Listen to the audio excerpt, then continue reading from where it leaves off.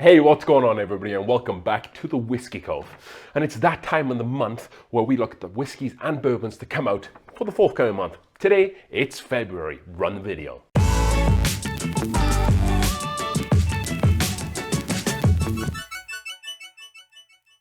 All right then, folks. Welcome back to the channel. So we have another new and exciting episode for you folks at home.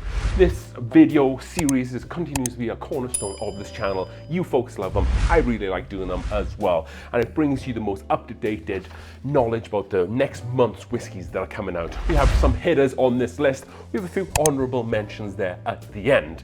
If you are not a subscriber, please consider being a subscriber so you can stay on top of these videos and know exactly what's coming out. And also go ahead and hit that bell button. But with that being said, before we get into today's video, a quick word from today's sponsors, and that is ZBiotics. So we've done a video with ZBiotics before, and they wanted to continue our partnership, which we were very happy with. So let's face it, we don't bounce back like we used to as you get older.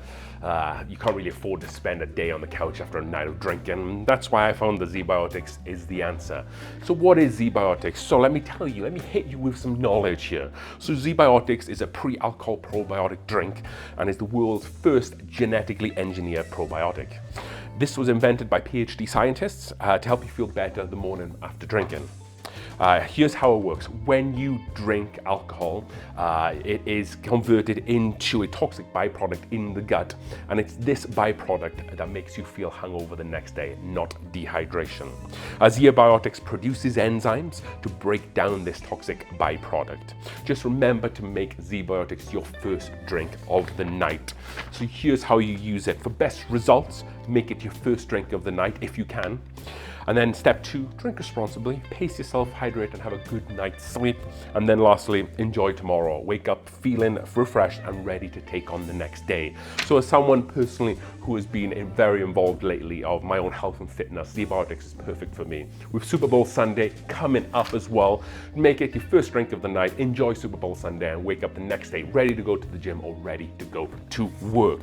So if you would like to get some ZBiotics, go over to zbiotics.com/TheWhiskeyCove. The link is in the description down below and on the screen for you. Or you can scan the QR code to get 15% off your first order. Again, go over to zbiotics.com/TheWhiskeyCove, and when at checkout, use code WhiskeyCove. So, and they offer 100% money back guarantee. So if for whatever reason you're not happy, you can get your money back, no questions asked. And you can also sign up for a subscription service using my code. So you'll get the discount with that as well. So thank you to ZBiotics for sponsoring and partnering with us on this video. Remember to go over to zbiotics/WhiskeyCove and use code WhiskeyCove at checkout for 15% off your order. As always, drink safe, drink responsibly, but drink ZBiotics. So let's get into this video. And again, thank you to ZBiotics, but most importantly, thank you to you folks at home. Without you guys, we won't make any of this possible. And yes, branding and collaborations with companies definitely does help us get some of the whiskey in the Whiskey Cove, like the old Carter bottle that cost us like $200. That wouldn't be possible without these partnerships. So thank you for your patience with those. With that being said, let's get into bottle number 1 on this list. And that is Larcenary Barrel Proof A124. So I felt like lately I dropped a little bit of a clanger with Larcenary because we did an ultimate wheated bourbon blind battle. Makers Mark Sala Age, Weller Full Proof, and William LaRue Weller. And we should have included one of these on this list, and that is because the last few releases from these guys, they've absolutely hit it out of the park. I believe that Fred Mimic had it A123 and C923 in positions 2 and 3 on his best American whiskies of the year, which is pure insanity. However, this batch is A124, mash bill 68% corn, 20% wheat, or 12% malted barley. So this is coming in at 62.1% ABV or 124.2 proof. So quite high, a decent amount of ABV. The Larcenary barrel proofs tend to sit a little lower than the Elijah Craig sister or brother, if you like. So it's it's a pretty decent amount of ABV there at 62.1%. MSRP is going to be around $70. Sadly, you might see a little bit more of an increase on MSRP this year, just because the last few batches have been so good. Truth be told, I haven't really tried anything since A122, and that wasn't great at all. So it kind of put me off a little while, but I feel like I have to try to find C923 from last year because I'm kind of missing there. I did have a bottle, but I think I traded it with someone. This was like a B521 bottle from a few years ago, but I think this year I'm definitely going to pick up one of these Larceny barrel proofs and just see how well that this bourbon has become. So should be able to find it in most states. We see quite a lot of it here in Colorado, so I'm hopeful I'll be able to pick up a bottle for MSRP at $70. Moving on, we are going to California, and that is because we have two bottles from Redwood Empire. So the first one is going to be the Redwood Empire Devil's Tower. So this is a high rye bourbon, and this is going to be coming in at 2% malted barley, 45% rye, and 51% corn, and then 2% wheat. So pretty high for a bourbon, 45% rye. It's only going to be a small batch. They're producing a couple of these small batch series. Redwood Empire go on to say, our small lot series allows us to continue our spirit of experimentation by applying our hard-won house style to products with a specific focus. This high rye bourbon whiskey is in a league of its own. It's quite a bold claim. 44.5% ABV or 99 proof. It goes on to say that it's aged at least 5 years. The best information we could find there might be a blend of like 5 to 7 year bourbon in this one. It's only going to be 25 barrels is the lot size. So if you do see this bottle, you're going to want to pick it up because you might not be able to find it.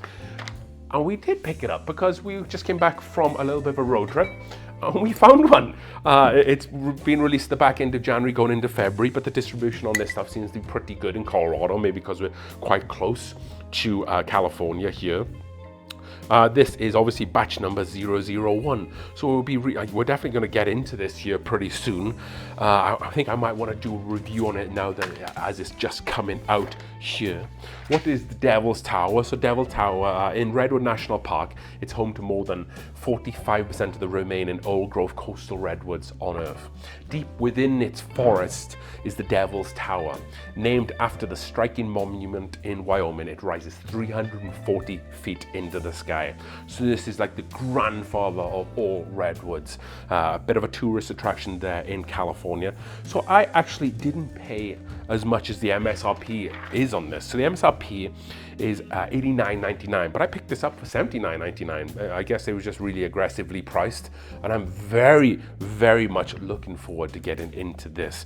And cool thing about Redwood as well, the distillery, is that they've planted over 1 million trees to date through proceeds and kind of collaborations from the whiskey that they've been putting out. So the other Redwood that's being released is their single malt. I think this is the first single malt that they've ever put out, and this is called the Foggy Bull. The picture on the screen for you there. So lot size, much like Devil's Tower, is going to be 27 barrels. The palate and some of the tasting notes go on to say this is a lighter malt, or lighter malts bring traditional single malt notes and the inclusion of some fun darker chocolate and caramel notes, and it provides a rich and robust palate. Much like Devil's Tower, ABV is 44.5% or 99 proof.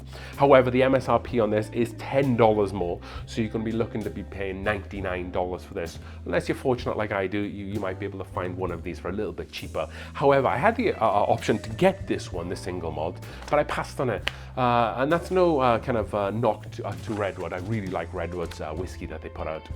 Personally, I'm not the biggest fan of American single malts. Every one that I've tried, I haven't quite taken to it. But if you are a single malt fan, then this might be the one for you.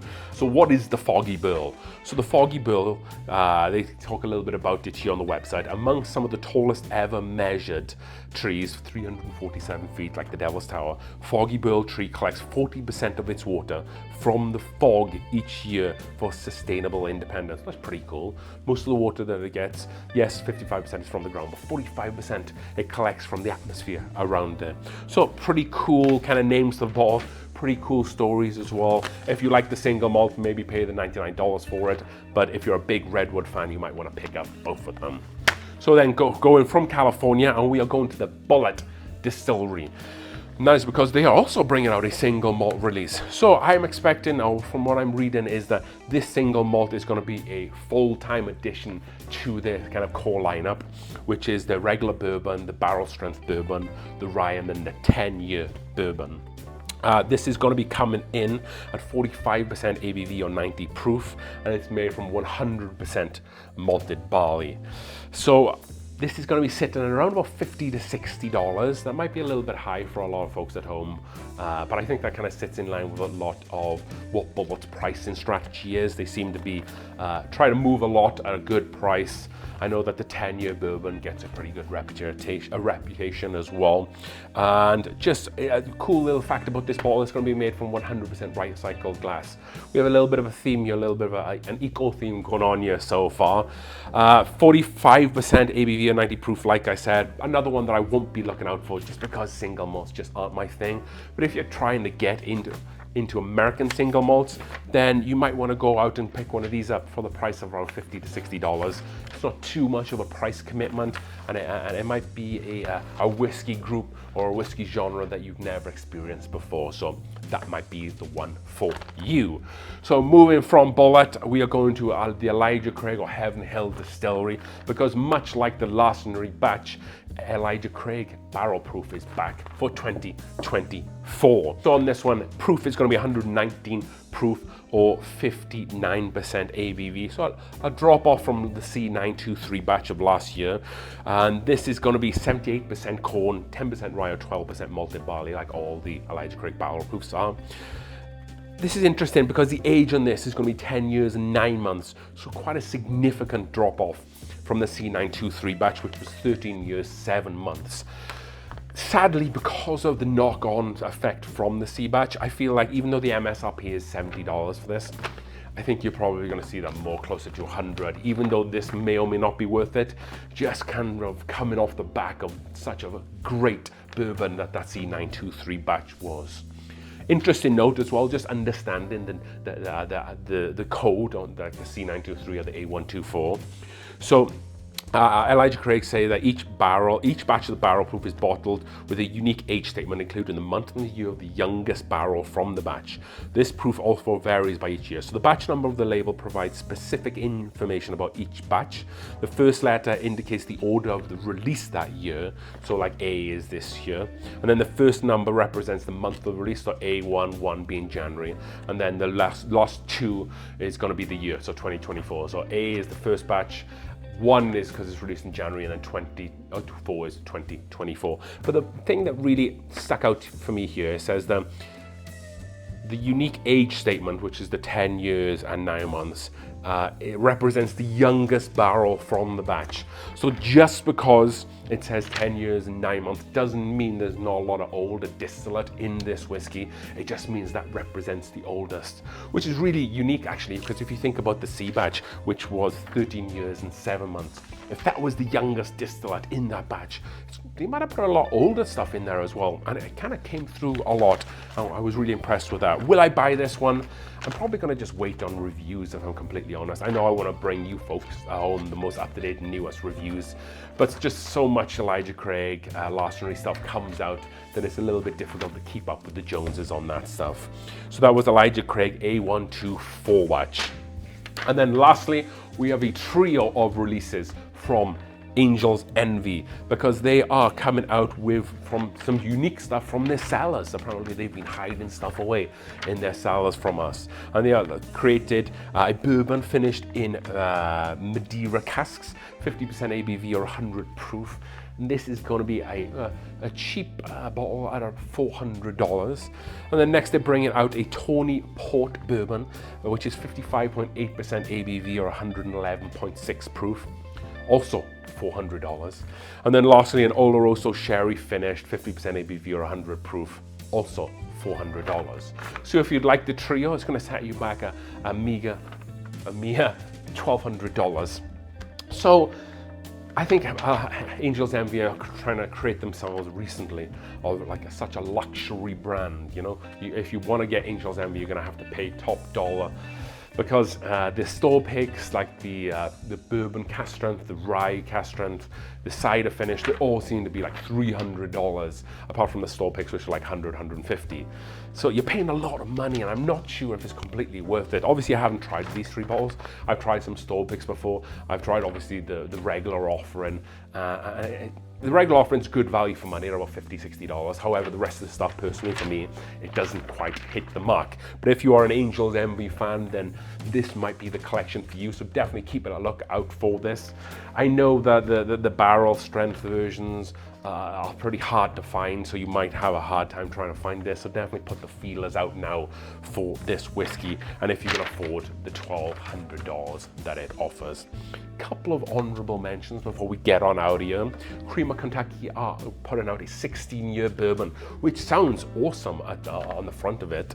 58% ABV or 116 proof. However, it's going to set you back between $300 and $400 a bottle. I'm not going to be paying that for this bottle of whiskey, but you folks at home might, so keep an eye out for that. Garrison Brothers are back with their Guadalupe Expression Texas Bourbon for 2024.